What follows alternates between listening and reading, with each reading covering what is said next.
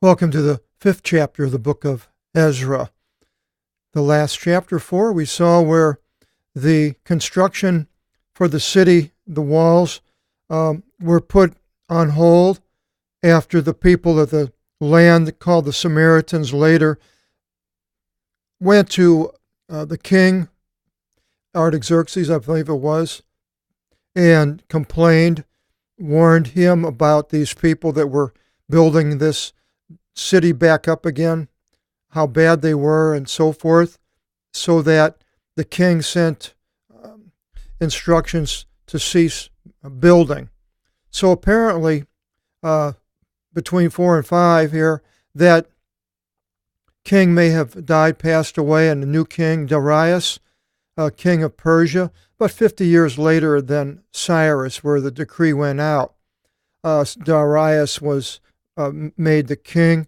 There's a Darius 1 and 2 and an Xerxes 1 and 2. And so it gets kind of confusing because it doesn't say 1 and 2. That was added later, so people would know. But anyway, the Darius was a new king, and it says, it begins, and Ageos o prophetis, proephetevson, Haggai the prophet prophesied. There's the prophet. It's a verbal form of the word prophecy in the Greek, and the prophetes. You can see this 4395 is the verb, and 4396 is the noun for the prophet. Haggai wrote the book of Haggai, one of the minor prophets, as they're called. And you can go and read Haggai. It'd probably be a good time to go over and read all that he has to say and how it applies.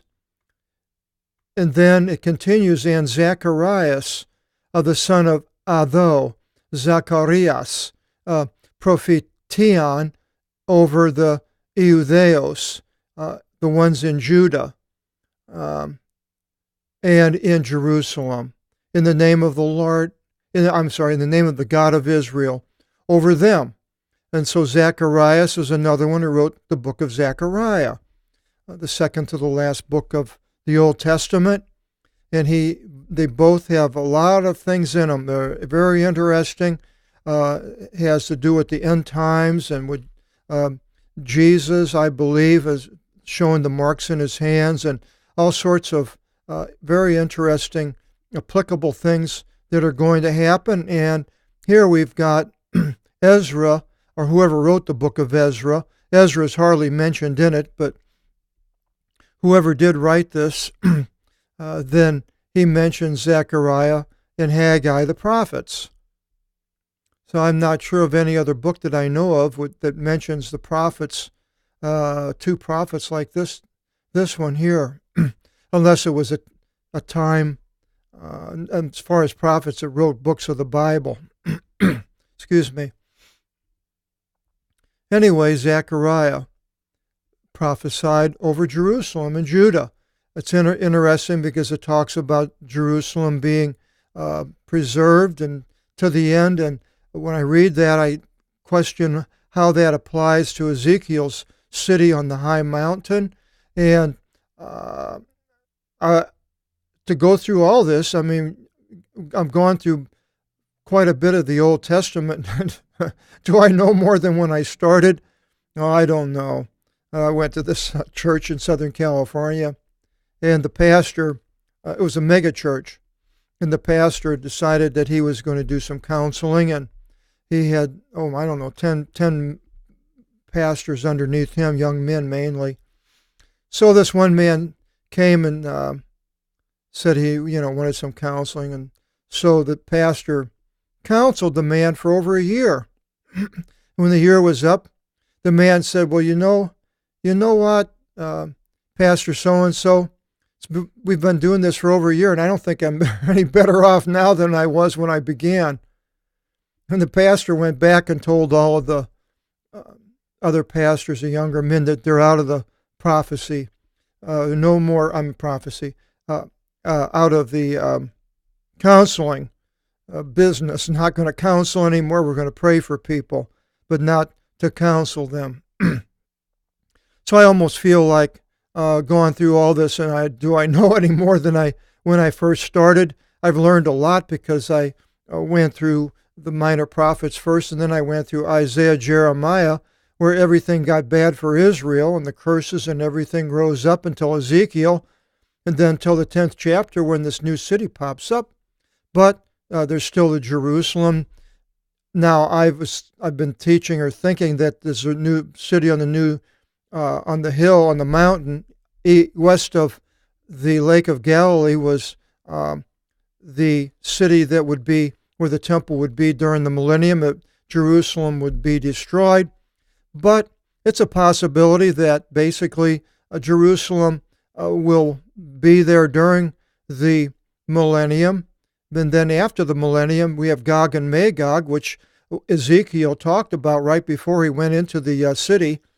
And then, so the Gog and Magog relates to what's in the book of Revelation after it says Gog and Magog, after Satan comes back from out of the abyss, and then he attacks, it says the city being loved.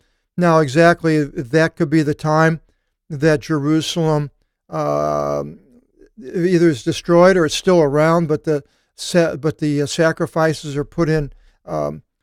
They could be put in on the mountain, high mountain, because that's where Jesus appeared with Isaiah and Moses. So very well, then the Jews will see, because they will see Jesus' hands and understand that he is their Messiah, that they would change the place of the sacrifices. I'm not sure. Just all kinds of possibilities, and I'm not dogmatic. I don't want to be dogmatic over any one thing because there's so much to know and to understand. But we do know that there will be another city on the high mountain west of Galilee. And it continues here. Then rose up Zerubbabel, the son of Salathiel. Now, Zerubbabel was a man that was the ruler, more or less, the governmental type of a ruler. And then here again, Isus, son of Josadek, who was the chief priest of the clergy. They were the rulers, and they began to build the house of God in Jerusalem. Now, it doesn't say the walls here, but they're going to build the house of God, and apparently hoping that nobody will catch them or do anything. So they do begin. And with them were the prophetae, the prophets of Theou, God, to help them. So other prophets. And I have at, but in would be better. In that time, in that same time, there came upon them Thathanai, the chief ruler on the other side of the river. Now, the other side of the river, some places that means the Jordan River, and I'm not exactly sure if it could be the Euphrates, where the Jerusalem would be on the other side of the Euphrates from where Babylon and where the Persians were. I'm not sure there either. And Sathravuzanis and their fellow servants, and of such he said to them, who ordained to you a decree to build this house and to ready this expense? And these were those people from the Samaritans who were displaced. We went through that in the last chapter 4. Then they said, the Jews said to them, the Samaritans said to them, what are the names of the men building this city? But the eyes of God became upon the captivity of Judah, the Jews, and they did not cause them to cease work until the decree was carried to Darius. So they kept on building, and I don't believe they gave the names. And finally, these Samaritans sent a letter to Darius. We'll go into that here. And then it was given to the tribute gatherer concerning this, a man who would go back and forth between the Persians and take the money from Israel and back to Persia. And then, so the letter was given. The explanation by epistolis, An epistle was a letter to be written out loud in public, which was sent by Thathanai, the chief ruler on the other side of the river, and Sathravuzanes and their fellow servants. They were Aphosathei on the other side of the river. This was people where they came from, ended up in Samaria. And they sent to Darius the king. Dario. To Dario. Darios would be the nominative, and this was to would be the indefinite article. The dative it's called in the Greek. We have a study guide. It's available free to download. It's on our website, apostolicbible.com. And if you get that study guide, you'll learn a lot about the different parts of Greek and use our analytical lexicon and the Apostolic Bible and be able to read like I am and learn in the first, in a primary edition of the Word of God, the New Testament, and the New Testament writers quoted the Greek Old Testament that we were reading. Anyway, these men, they sent a word to him, Darius, and thus was written in it, Dario, the king, Vasili, Irene, peace, Irene, shalom. Let it be known to the Vasili that we went into Judea, the place for the house of the great God. That would have been where they were up further north, closer to Galilee. And it is being built with choice stones, eklektis, lethis. Elect, choice, comes from that, elect, and lethis, lithography, stones. And xyla, timber, is inserted in the walls, and that work is fittingly done. I mean, they're doing a good job of building the temple. And the way is prospering in their hands. Then we asked those presbyteros, elders, and thus we said to them, who rendered to you a decree to build this econ, house, ecology comes from that, and the bestowing of this expense to ready it? And they were getting it from all the Jews and the money that they took back from Babylon. And we ask of them their names to make known to you, so as to write to you the names of the men and of their rulers. And such a word they answered to us, saying, well, to us, we are bondmen of the God of the heaven and of the earth, and we are building the house which was built many years before this, and a great king of Israel built it, Solomon, they're talking about, and readied it for themselves, the Jews. But from when our pateros, paternal comes from that, pateros, our fathers, provoked to anger the Theon, the God of the heaven, he gave them into the hands of Nebuchadnezzar, king of Babylon. Hiras, a chiropractor, hero, hand manipulator. He was the Chaldean, the southern part of Mesopotamia. And this house, Econ, he caused to rest. And the people he resettled in Babylonia. So these were all these people who were taken and because of God. But in the first year of Kiru, the king of the Babylonians, Cyrus the king rendered a decree to build this house of God.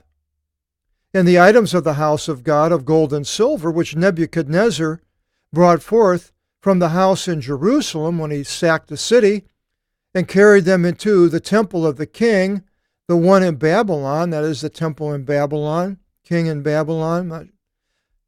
Cyrus the king brought them forth, those utensils, from the temple in Babylon, and gave them to Sasavasar, the treasurer. Now, this Sasavasar, it calls him a treasurer here, so a little bit different in the first verse. It was a leader. Some people think that was Zerubbabel's Aramaic name. I'm not sure, but anyway, mentions it, giving it the money to that man, to the one over the treasury. So I don't think it probably was Zerubbabel. It's another person. It just calls him the main leader in 5:1. And he said to him, these items take, and go put them in the house in Jerusalem. And the house of God, let it be built in its topon, place, topography, map making of places. Comes from that. Then Sasavasar came and put down the foundations of the house of God in Jerusalem. And from then until now it is being built and was not finished. And now, if by the king it seems good, let it be overseen in the house of the treasury of the king there in Babylon, so as you should know that if from King Cyrus the decree was rendered to build the house of God, that one in Jerusalem. And the king following concerning this, let him send forth a reply to us.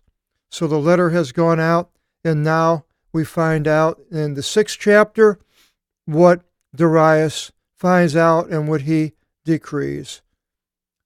Hope you'll join us as we continue the saga of the temple being rebuilt. God bless.